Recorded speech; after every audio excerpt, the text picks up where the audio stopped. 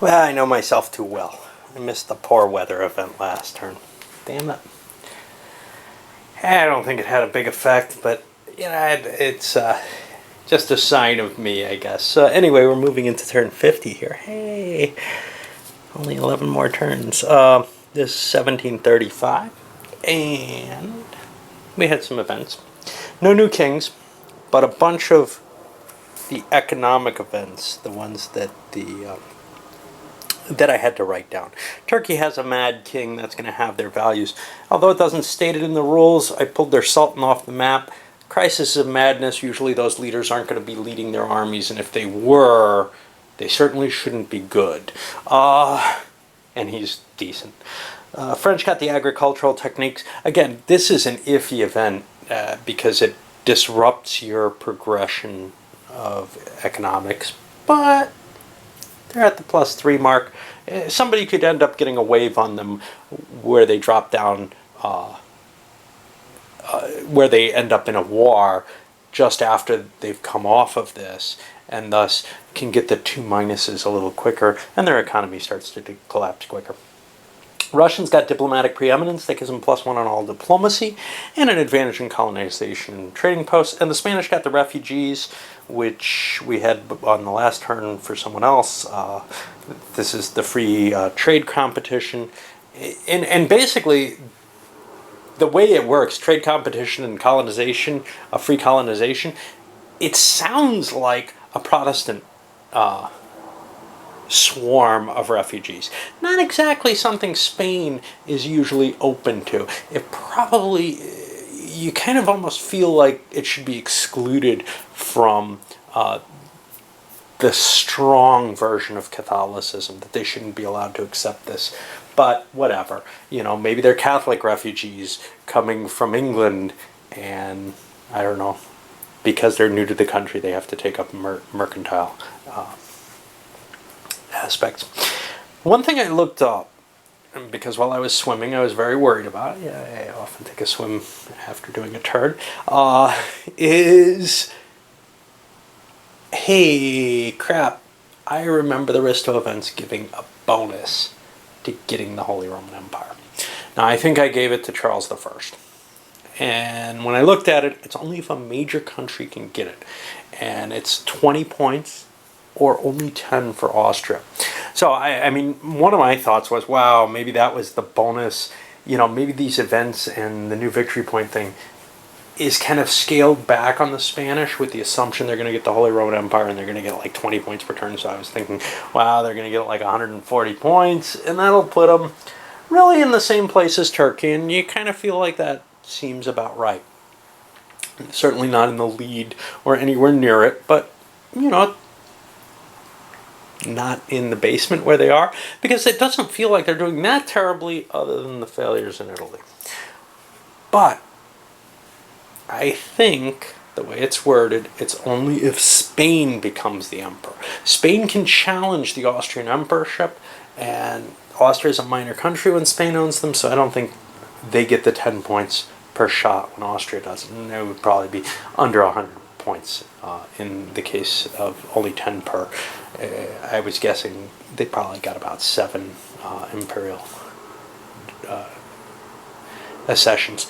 What it does mean is Austria should have 10 more points. They also get 75 ducats. I'm assuming that would have vaporized, but I think Austria is 10 points ahead of where they were. Anyway, we're going to go into the diplomatic phase. People don't have the money they had last turn.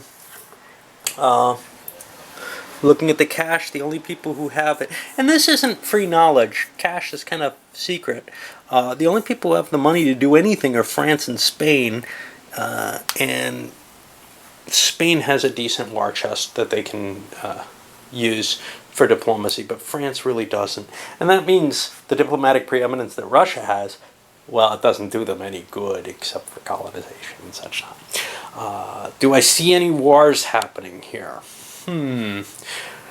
Russia's the big one. Do they go in after the Crimea? They're only at the +1 level, but Turkey's kind of tied down. I think it's pretty likely this is what they were planning for. All right, well, we'll see what happens. Can't keep a good peace going for long. Spain, cut a defensive alliance with Russia with the look at, hey, if you go into Crimea and the Turks come in, I'll come in too. Turks did come in. Spain did come in. Some allies were brought in. Moldavia, Wallachia, Algeria, and Genoa all jumped into this war. Not many of them fully at war. I think only Genoa out of the pile chooses to go fully at war. The Moldavians could. Ooh, Morocco's at war too. I got to bring them in. Yeah, and I think they'll go fully in as well. Well, they may not. Yeah, they'll go fully in. On the other side, for the points spent for diplomacy, France took a risk and it paid off. They picked Holland, which was an English ally, but they only got it to subsidies. It paid for itself, however. The Spanish got a couple of lucky shots here. For one, they grabbed Bavaria, which there was a chance France would go for that because both France and Spain have a bonus towards it. But they also took Persia. Now, Persia's a really questionable thing to grab. It's very easy to swing them, but on a destabilization, and there are a lot of those coming, in these later years, the table's filled with them. On a destabilization, they're very, very liable to go. They've got like a 5 loyalty. But the intention here is bring them in against the Turks. And if they don't get a destabilization next turn, there's a very, very good chance that Persia will come in against the Turks if this war continues that long. That's a very positive effect and very much fits Spain's whole idea of must kill the Turks, which they're almost single-minded about at this point. They don't think they can come in anything but last place, except maybe by destroying Turkey as much as they can. And they view Turkey as the person who put them in that place, rightly or wrongly, and they also do see the deceit that was involved in the Turkish deal. So that's where we have it. I think France is kind of skipping away scot-free here, but hey, that's what happens. Anyway, now Turkey's facing some difficult problems. They don't have their great sultan leading the field armies. They've got economic problems. They maybe should have let Crimea go away. Here's the thing. They wouldn't lose Crimea on their track unless Crimea loses the war, but the chance of that was high. And then they lose them on the track and probably can't save them for the second part of the war. They don't have this easy into the war. So they didn't feel like they were blindsided by Spain, but this is troublesome, and now they're facing a coalition that may be more trouble than they'd like to face.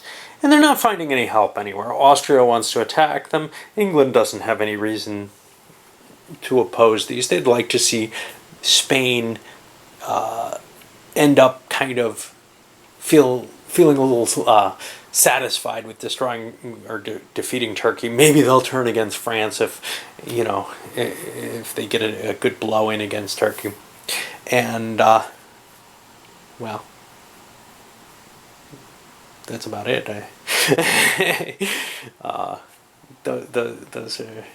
Those are the countries that are free here. Well, the French aren't really pleased with Turkey either. They've been being raided by the Turks. Now, the Turks may try to use some diplomatic pressure to bring the French into the war. It's not terribly in France's against France's best interests to say, take a swing at Spain. Another swing at Spain. France doesn't really desire to do it, but if the threat is, hey, I'm going to go after your Mediterranean shipping. On the other hand, France could take the opposite view and say, I kind of like Sicily. So it could be a risky situation for the Turks to take. Anyway, I guess it's time for the administrative stuff. All right, ready to push into the rounds. We had some more competitions on trading posts. The English and French competed here. I think the English and Russians here. The English push ahead. They're even with the French. English upgraded New York a little bit to make up for the loss that they took. Elsewhere, let's see. Well, mainly we've got the buildup of the armies, and this is kind of tough because none of these countries are in really great shape. Spain was able to take out a good enough loan. They built up their navy a little bit and did some of the other stuff, but they still don't have a lot of money available. So some of the minor allies are probably going to be a major effect here. We've got things like Morocco, Algeria's big navy. Genoa built up its navy. Venice, of course. Just, you know, because I think this is going to be primarily a naval war between both Turkey's goals here against Venice. It's important for them, but also over here the Algerian and versus Genoa and Spain is kind of this try to protect the Turkish territory in the islands that's been gained. Of course, the Russian Crimean side of things is a little less navally important, but Turkey is perhaps not really able to help too much with that. Venice built up their army significantly. The navy doesn't really matter here, except that, you know, it's just that the Venetian army may be enough to threaten Turkey. Turkey's also low on leaders in terms of quality. I think what they're going to do is they're going to focus on Ionia, maybe shift one unit up towards the Crimea. But right now, Crimea's got a kind of crappy leader. They have two leaders that they have possible. Well, they're both pretty crappy. 514, 414. Yeah, I thought they had one who maybe had some decent firepower values, but they do not. And that's a problem because they can suffer pretty heavily. Technology-wise, everybody's in the same technology. They just have, the Russians will get a bonus against them. Saw some competition with the fleets too, a lot of that. The French are going into North American coastline. That doesn't really affect anything. I think I forgot to roll the piracy here. It's too late. I'll try to remember next time. But elsewhere, the French were fighting competitions in the Adriatic and the Black Sea. Turks won in the Black Sea. The French beat everyone out here in the Adriatic. And one of these, the French tried to go to level 6 in, maybe the Adriatic, I'm not sure. They got dropped back from that, of course. So, you know, it's kind of a weird situation. Spanish got a total monopoly over here, which they're the only people who can play there right now. Unless, so here's the thing, unless somebody scouts out all the sea areas near it. It's not really necessary yet. There's a lot of area open for expansion and naval competition. But as the rest of the world starts filling up in terms of trading fleets, it becomes more and more valuable because Europe is crowded and it's hard to get successes here and more expensive to push your way into the European markets. So for someone like England, it might be easier to just spend a few extra bucks you know, scouting out stuff and then pick on a single weak foe like Spain or maybe the Dutch, who aren't that weak in competition, but there's only one person to, the cost to establish is less, so it's easier. And certainly the English have this available still, though they haven't cleared this piracy out. And the French are in a similar situation, except they're fighting pretty hard for that Mediterranean trade zone. So they do have to go up against people. Basically, if they let go of that, they've got a problem with Turkey. And there's just this clash. Do they want to, you know, can they come to a deal with Turkey? Because Turkey can't win that fight if France commits to it. But France could then move against England if they don't. The fact that France is the big bad guy, well, that makes it a little tougher for them to sell this idea. When England's in the lead, it's usually much easier for France to cut a deal with Turkey. Right now, it really comes down to, are they willing to make a military threat based on it? I don't know. End of the first round. And what do we got here? Let's see. Kind of hard to remember because things happen. But the Turks kind of played a waiting game, sent their fleet out here, but otherwise are just maneuvering. And what we saw coming down, then the Venetians made an attack, got beaten back, but over here they won against the Vizier. Over here, a bunch of naval action with the Algerian fleet facing the Genoan fleet, and then facing the Spanish fleet, beating the Genoans, getting defeated by the Spaniards. Out here, with the Spaniards and the English both ferrying troops, trying to get a balance so that they can actually handle the revolt. The English don't have anything they can handle the revolt with, although I think they can make a roll for the siege, which I didn't do. But they've got to keep a fleet here, and they kind of have to ferry around and do weird shit to eventually get a force there that they can do that with. Meanwhile, they're dealing with this piracy problem, and because admirals don't count, pirates are not easy to clean up. Privateers are relatively easy comparatively. But once pirates get to that level, and they're just going to keep spawning as long as these revolts remain, they're really kind of a problem. And that's one thing we've got over there. Otherwise, I don't know if there's much.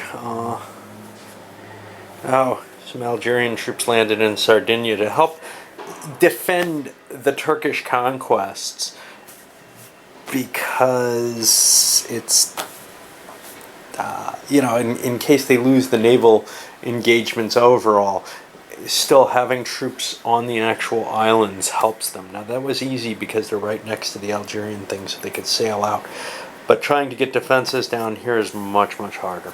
Anyway, alright, well, turn's playing out kind of painfully. Spaniards abandoned, they moved their admiral over to Europe, which caused them to take some casualties due to attrition. But they finally took the city. The English aren't gaining any ground there. Over here, the French landed in the Punjab, and they had Dupleix. He's an excellent conquistador in India. He only works in Asia. Well, he's got some advantages in India, but one of them is not any bonus in survival. And landing without troops, he ended up... the bonus here would be to build sepoys or something to do exploration. But anyway, he ended up dying, which takes away the French bonus in terms of forming an Indian empire. The English have Clive coming a little later. Probably in one of these big piles here. But anyway, that is definitely a hindrance. Dupleix is one of, is the way that they kind of get their sepoys running, etc. in India. Over here, the Spanish opened up a siege in Iran, and they're doing that because it's tough for them to get here. They didn't want to commit Cordoba to sailing out. They didn't have Cordoba available to sail out and fight. They were bringing him in afterwards, so transporting the troops was a safer expedition. And then they can transport the second group out here to Sardinia, which will work for them.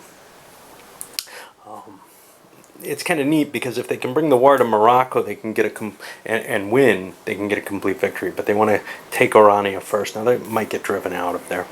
Over here, the Russians destroyed the Crimean army and have started a siege in Azov. And now they're going to be able to bring another army down to Stavropol. The Turkish Navy got badly defeated. They lost their commander, and I realized something I haven't been doing correctly in terms of the peace differentials for miners. I think I was earlier, but I forgot. There's two different charts for peace differentials. One for major powers, one for miners. Kind of makes sense, but it makes it hard to just intuitively remember these values. And in my case, well, the miners, there's a 3-point swing for provinces. And for major powers, it's only a 1-point swing. Everything else is pretty much the same. There may be some other differences that I'm not really aware of that I probably would have to look up. But like battles and everything are worth 1 in general. But the difference in a province changing hands is a huge modifier. It means that conquering provinces has more of an effect on miners. And again, it's kind of this weird, and that goes either way. It's kind of this weird balance between things. Of course, yeah, it's very odd to me, and I don't know what how to react to all these special case type situations. They just want everything to kind of work the same, but minors don't have a stability, so they can't work exactly the same. Anyway, we're on to the next round, and you see the Venetians beginning to work their siege here. Alright, a little bit more going on. The Spanish are actually beginning to clear up their problem. They even got a pirate out of the way. French have decided to put a marker down here in Amboina rather than risking trying to get their fleet home, although they kind of don't mind losing that fleet. But they were also thinking about trying to build a trading post over in Ceylon. But it seems more valuable to just grab the thing that's sort of open already.